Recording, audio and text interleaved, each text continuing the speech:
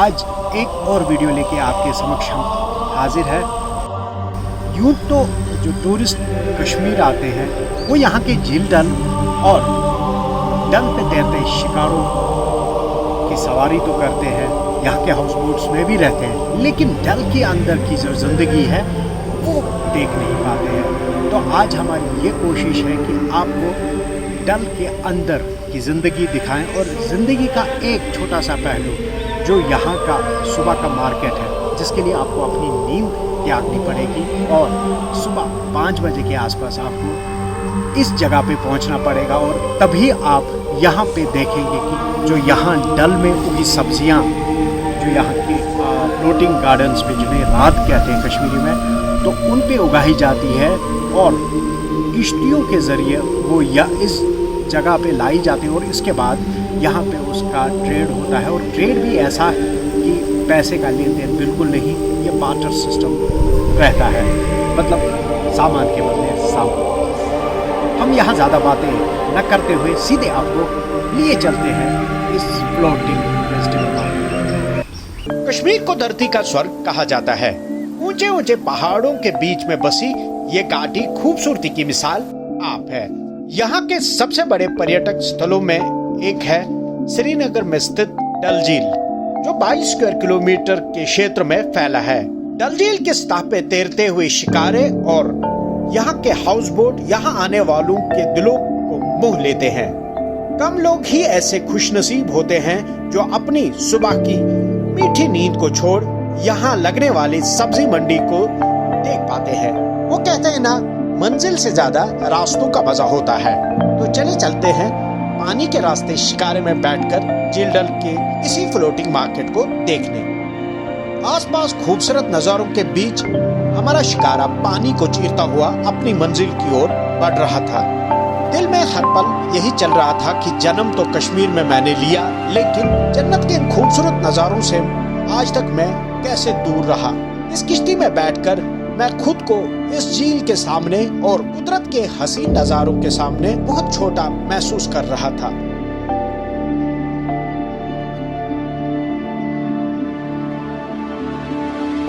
हर तरफ हरियाली, पक्षी और आहिस्ता आहिस्ता इसी के बीच हम अपनी मंजिल की ओर बढ़ रहे थे।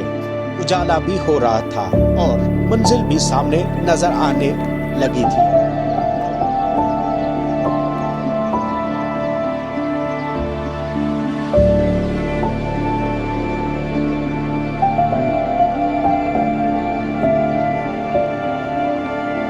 हर तरफ सब्जी से लदी खूबसूरत किश्तियां नजर आने लग गई। छोटे बड़े बुजुर्ग अपने अपने खेतों से सब्जियां लादकर यहाँ पहुँच रहे थे। ऐसा माना जाता है कि तैरते हुए बागीचे कश्मीर के 8वें शासक ज़ैनुल आबिदीन, जिन्हें बादशाह के नाम से भी जाना जाता है, उनके समय से चला आ रहा है।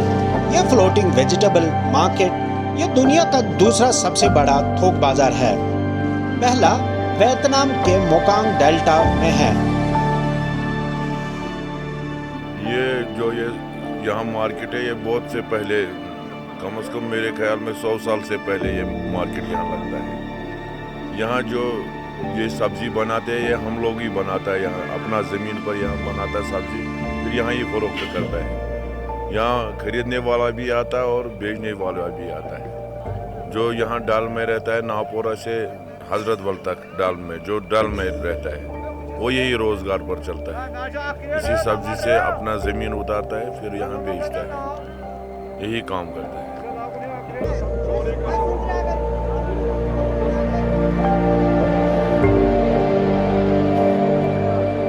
इस फ्लोटिंग सब्जी मंडी में साग, पालक, गाजर, टमाटर, कद्दू, मूली, बैंगन के साथ साथ कश्मीर की डेलिकेसी नदरू भी मिलता है और बिकता है।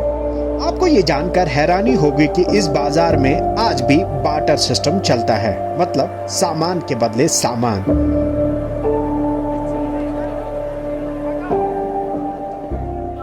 It's beautiful to see all the people working with all the business. It's nice to see. Yeah, it's very famous in Holland.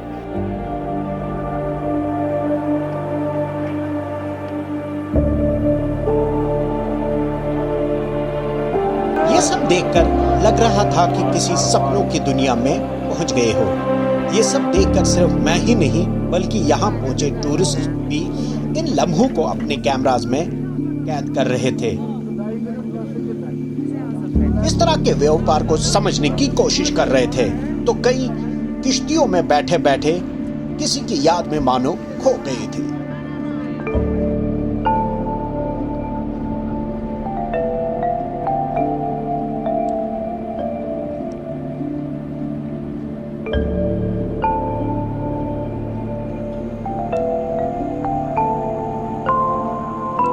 इस फ्लोटिंग मार्केट ने 1960 में अंतर्राष्ट्रीय स्तर पर ध्यान आकर्षित किया जब एक जापानी फोटोग्राफर ने इसे जापान में प्रकाशित एक पर्यटक गाइड में दिखाया था।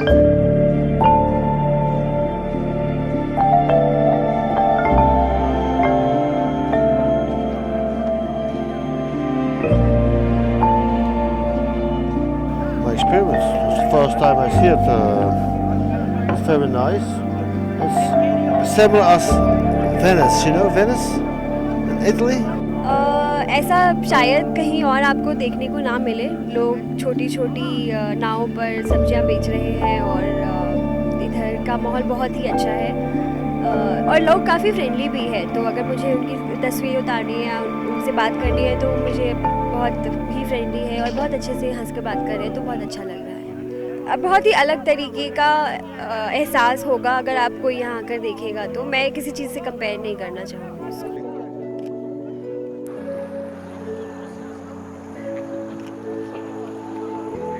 यहाँ की सब्जी मंडी सूरज उगने से पहले ही सुबह 5 बजे खुल जाती है और अगले 2 घंटों में बंद हो जाती है। इसलिए इसके प्रचलन समय के कारण हर कोई इस बाजार में आने के लिए पर्याप्त भाग्यशाली नहीं है, लेकिन उत्साही लोगों के लिए समय कोई मायने नहीं रखता है।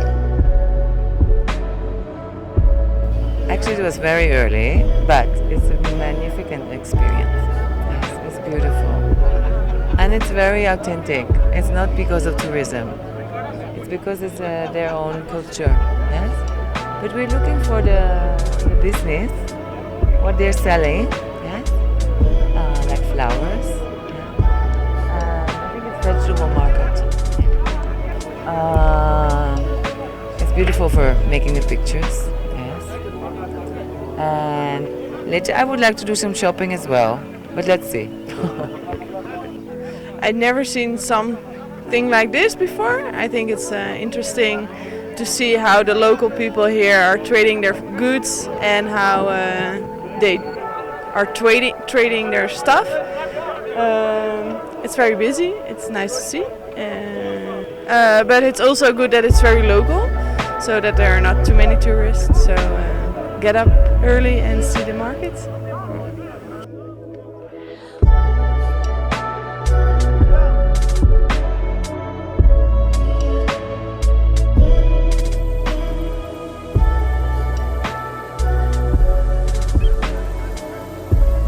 सर वाल्टर लॉरेंस ने अपनी पुस्तक द वैली ऑफ कश्मीर में भी झील डल के तैरते उद्यानों और बाजार का उल्लेख किया है। किताब में विभिन्न रंगों के वाटर लिली का भी जिक्र है।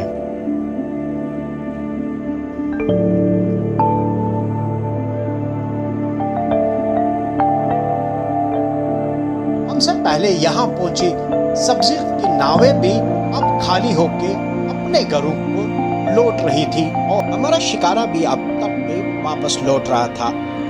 सूरज की किरणें झील डल के पानी पे चमक रहे थे और वहीं वाटर लिलीज के साथ साथ कमल के फूल भी हमारा स्वागत कर रहे थे और सुबह की ठंडी हवाएं हमें छूते हुए गुजर रही थी। कश्मीर के बारे में लोगों का मानना है कि ये जन्नत है और मुझे देखकर ऐसा महसूस हो गया कि ये सच में जन्नत है। यहाँ पर लोगों से लेके फूलों से लेके वादियाँ इतनी सुंदर है कि आप बस देखते रह जाते हो। कश्मीर बहुत ही सुंदर है, मुझे बहुत ही ज़्यादा अच्छा लगा और अफसोस है कि मैं पहले क्यों नहीं आ पाई और अब देखकर तो लगता है कि मैं शायद बार बार आऊँगी। तो फ्रेंड्स, आपने इस वीडियो में देखा कि किस तरह से यहाँ पे मॉर्निंग आवर्स में किस तरह की चहल पहल रहती है इस वेजिटेबल मार्केट में और यहाँ पे न सिर्फ यहाँ के स्थानीय लोग जो यहाँ पे व्यापार करने के लिए पहुँचते हैं, बल्कि देसी विदेशी पर्यटक भी यहाँ पे आते हैं। और ख़ासकर अगर हम बात करें तो जो बाहर से आने वाले लोगों को ज़्यादा उत्साह रहता है कि इस तरह की जगहों को देखने और घूमने का। लेकिन कश्मीर में अभी भी कई ऐसे लोग हैं जिन्होंने इस मार्केट को नहीं देखा। मैं आज पहली बार खुद ये मार्केट देख रहा हूँ और उम्मीद करता हूँ कि जब आप अगली बार कश्मीर घूमने आएँ तो एक सुबह की नींद आप छोड़ के इस मार्केट में जाना नहीं भूलेंगे और यहाँ खुद अपनी आँखों से और अपने कैमरा से यहाँ की इस खूबसूरती को कैद करेंगे। आज के लिए बस इतना ही। उम्मीद करता हूँ कि आपको ये वीडियो भी पसंद आया होगा। अगली वीडियो के साथ फिर किसी जगह से आपके समक्ष हम हाजिर होंगे। तब तक के लिए अल्लाह हाफ़िज़।